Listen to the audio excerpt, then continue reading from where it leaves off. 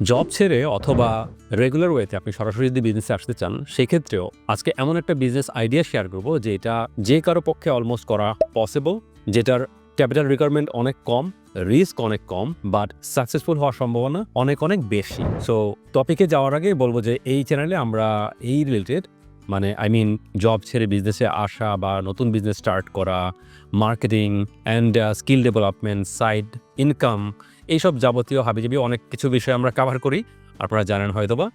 So যদি আমাদের চ্যানেলটিকে এখনও সাবস্ক্রাইব করে না থাকেন, সাবস্ক্রাইব করে দিবেন, আর যদি অন্য কোনো প্ল্যাটফর্মে দেখে থাকেন ফলো করে দিবেন। সো চলুন যাওয়া যাক আজকের টপিকে। যেটা বলছিলাম যে রিস্ক কম, সাকসেসফুল হওয়ার সম্ভাবনা বেশি এবং সবাই করতে পারে, ক্যাপিটাল রিকোয়ারমেন্ট কম, এমন একটা বিজনেস আইডিয়া হচ্ছে কনসালটেন্সি।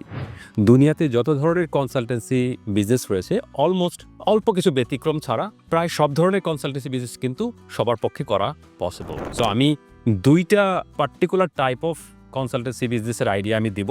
নাম্বার ওয়ান সেটা হচ্ছে আপনি জব লাইফে অথবা আপনার ওই পার্টিকুলার কনসালটেন্সির কোনো আইডিয়া আপনার নাই বা এক্সপিরিয়েন্স নাই বা স্কিল নাই, সেই ধরনের কনসালটেন্সি বিজনেস স্টার্ট করা। আরেক ধরনের কনসালটেন্সি বিজনেস যেটার আপনার অলরেডি এক্সপিরিয়েন্স রয়েছে, আপনি হয়তো বা জব লাইফে এই ধরনের জব রোলে কাজ করেছেন এবং স্কিল আপনার রয়েছে। সো আমি দুইটা পার্টিকুলার টপ আইডিয়ার জন্য দুইটা আলাদা আলাদা এক্সাম্পল দিব, তাহলে আপনি সুন্দরভাবে হয়তো বা রিলেট করতে পারবেন।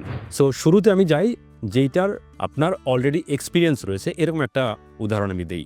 মিস্টার জাহিদ হোসেন, ওনার বিজনেসের নাম এক্সপোর্ট সেবা। আমি এখানে ডিসক্লেমার দিই, এই এক্সপোর্ট সেবার সাথে আমার কিন্তু এই ভিডিওর কোনো সম্পর্ক নাই, উনি আমাকে কোনো ধরনের স্পন্সরশিপও দেন নাই। সো আমি জাস্ট উদাহরণ দেওয়ার জন্যই আমি ওনার এবং ওনার কোম্পানির নামটা এখানে নিচ্ছি। সো মিস্টার জাহিদ হোসেন, ওনার যদি লিঙ্কডইন প্রোফাইলে যান তাহলে আপনি দেখতে পাবেন যে উনি এক্সপোর্ট রিলেটেড জব রোলে প্রায় 15 বছর সম্ভবত কাজ করেছেন বিভিন্ন কোম্পানিতে। এর মধ্যে স্কয়ার ফার্মা রয়েছে, এসএসজি রয়েছে, বেঙ্গল গ্রুপ অফ ইন্ডাস্ট্রিজ রয়েছে। সো এই কোম্পানিগুলোতে যখন উনি কাজ করেছেন, তো না ওনার জব রোল ছিল এক্সপোর্ট এরিয়াতে বা এক্সপোর্ট ডিভিশনে। তার মানে স্কয়ার ফার্মার জন্য দেশের বাইরে ওদের ঔষধ রপ্তানি করার যে ডিভিশনটা কাজ করে, সেই ডিভিশনে উনি কাজ করেছেন এবং সেখান থেকে উনি এক্সপোর্ট কীভাবে কাজ করে বা এক্সপোর্ট বিজনেসটা কীভাবে হয়, এক্সপোর্ট বিজনেসের ইনস অ্যান্ড আউট, এই যাবতীয় বিষয় কিন্তু উনি একদম হাতে কলমে শেখার সুযোগ পেয়েছেন, এক্সপিরিয়েন্স করার সুযোগ পেয়েছেন। এতে করে কি হয়েছে, উনি কিন্তু বুঝতে পেরেছেন যে এক্সপোর্ট বিজনেসটা কীভাবে কাজ করে, এক্সপোর্ট বিজনেসের মধ্যে কী কী জিনিস রয়েছে, এর রুলস অ্যান্ড রেগুলেশন কী, কাস্টমসে কীভাবে কাজ করতে হয়, ডকুমেন্টেশন কী, ব্যাংকিংয়ের রিলেটেড যে কাজকর্ম রয়েছে এক্সপোর্টের, সেটা উনি বুঝতে পেরেছেন। সো যাবতীয় বিষয়টা এক্সপোর্টের উনি খুব ভালোভাবে বুঝতে পেরেছেন, শিখতে পেরেছেন এবং এক্সপিরিয়েন্স করতে পেরেছেন। সো সেই জায়গা থেকে ওনার একটা উপলব্ধি হয়েছে যে উনি এই সার্ভিসটা প্রোভাইড করতে পারবেন এবং দেশের বাজারে এই যারা এক্সপোর্ট করতে চান, ছোট বড় মাঝারি এবং ইন্ডিভিজুয়াল লোকজনও যারা নিজেদের পণ্য দেশের বাইরে পাঠাতে চান, এক্সপোর্ট করতে চান, তাদের কিন্তু এই জায়গায় বেশ বড় একটা ক্রাইসিস রয়েছে সার্ভিসের, কনসালটেন্সির, পরামর্শের, তাদের হেল্প দরকার।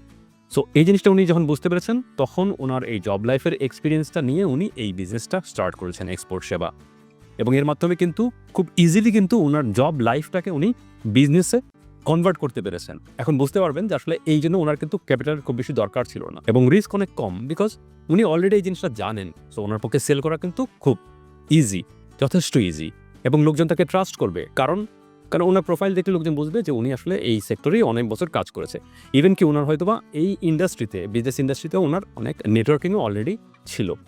সো যাদের এই ধরনের একটা সিচুয়েশন রয়েছে জব রোলে, তারা চাইলে ওই পার্টিকুলার জব রোল, সেই রিলেটেড কনসালটেন্সি অফার করতে পারেন এবং এটা সাকসেসফুল হওয়ার সম্ভাবনা অনেক অনেক বেশি। এবার সেকেন্ড এক্সাম্পলে আসে, যেখানে আপনার কোনো ধরনের এক্সপিরিয়েন্স নাই জবে, অথবা আপনার জব যদি না করতেন সেই ক্ষেত্রে আপনার কোনো ধরনের স্কিল নাই বা এক্সপিরিয়েন্স নাই, সেই ক্ষেত্রেও কিন্তু আপনি একটা কনসালটেন্সি অফার করতে পারেন বা বিজনেস স্টার্ট করতে পারেন।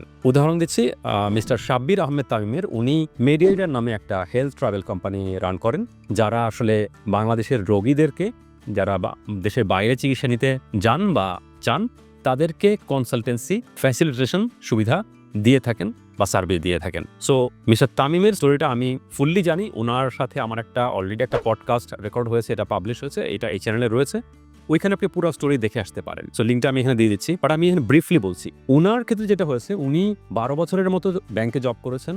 সো এই হেলথের ইন্ডাস্ট্রির সাথে কিন্তু ওনার কোনো ধরনের সম্পর্ক ছিল না, ওনার কোনো জানাশোনা ছিল না, নলেজ ছিল না, কিন্তু উনি এই বিজনেসে স্টার্ট করেছেন। একটা সময়ে ওনার হার্ট অ্যাটাক হয় এবং সেই কারণে ওনার দেশের বাইরে যাওয়ার প্রয়োজন পড়ে চিকিৎসা নেওয়ার জন্য।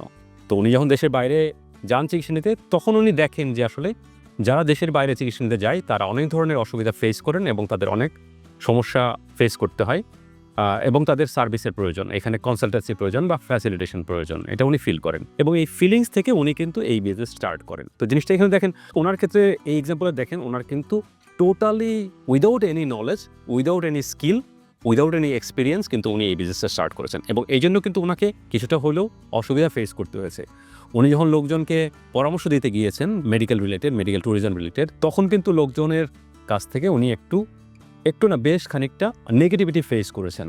লোকজন তাকে ট্রাস্ট করতে পারে নাই শুরুর দিকে, কারণ এই সেক্টরে তার কোনো এক্সপিরিয়েন্স কিন্তু নাই। উনি একজন ব্যাংকার ছিলেন, ব্যাংকার হয়ে উনি কীভাবে মেডিকেল সেক্টরের কনসালটেন্সি দেন। সো এই জিনিসটা উনি কিন্তু কাটিয়ে উঠেছেন নিজের চেষ্টায়, নিজে পড়াশোনা করেছেন, নিজে লোকজনের সাথে কথা বলেছেন, এই মেডিকেল সেক্টরের লোকজনের সাথে নেটওয়ার্কিং তৈরি করেছেন। আমরা এখন জানি যে আমাদের চেষ্টায় পার্টিকুলার অল্প কয়েকটা বিষয় ছাড়া অলমোস্ট সব বিষয়ে কিন্তু আমরা নিজেদেরকে এডুকেট করতে পারি। সো উনি তাই করেছেন এবং এখন কিন্তু ওনার বিজনেস অনেক ভালো চলছে, উনি বেশ ভালো করছেন, বলা হয় যে উনি সাকসেসফুল এই মেডিকেল ট্যুরিজম ইন্ডাস্ট্রিতে বা এই সেক্টরে। সো কনসালটেন্সি বিজনেস অ্যাকচুয়ালি যে কারো পক্ষে স্টার্ট করা পসিবল এবং মার্কেটে কনসালটেন্সির সেল করাটা কিন্তু খুব টাফ না। আপনি যদি একজন ভালো সেলার হন, আপনি যদি একজন ভালো মার্কেটার হন, তাহলে কিন্তু আপনি সেল করতে পারবেন। ডেফিনেটলি আপনি যেইটাই করেন, যেই বিজনেসই করেন, আপনাকে অবশ্যই গুড সেলার হইতে হবে, গুড মার্কেটার হইতে হবে, আদারওয়াইজ আপনার প্রোডাক্ট সার্ভিস ফেল করবে। এবং সাথে সাথে আরও অন্য অনেক বিষয় থাকবে, যেগুলো আপনার অপারেশনস, আরও বিষয় থাকবে, ফাইন্যান্স বলেন, HR বলেন, নেটওয়ার্কিং বলেন, বিজনেস ডেভেলপমেন্ট বলেন, এই যাবতীয় বিষয় থাকবে। এগুলোকে অবশ্যই আপনার প্রপারলি হ্যান্ডেল করতে পারতে হবে। সো সেটা যদি সম্ভব হয়, সেই ক্ষেত্রে অবশ্যই আপনার পক্ষে একটা ভালো কনসালটেন্সি বিজনেস স্টার্ট করা পসিবল। সেখানে আরও উদাহরণ দিতে পারতাম, সেক্ষেত্রে ভিডিওটা বড় হয়ে যেত। সো সবার জন্য শুভকামনা, যারা এই বিজনেসে আসতে যাচ্ছেন, জব ছেড়ে হোক অথবা সরাসরি বিজনেস স্টার্ট করতে যাচ্ছেন, সবার জন্য শুভকামনা। সবাই ভালো থাকবেন, দেখা হচ্ছে পরের কোনো ভিডিওতে। Thank you.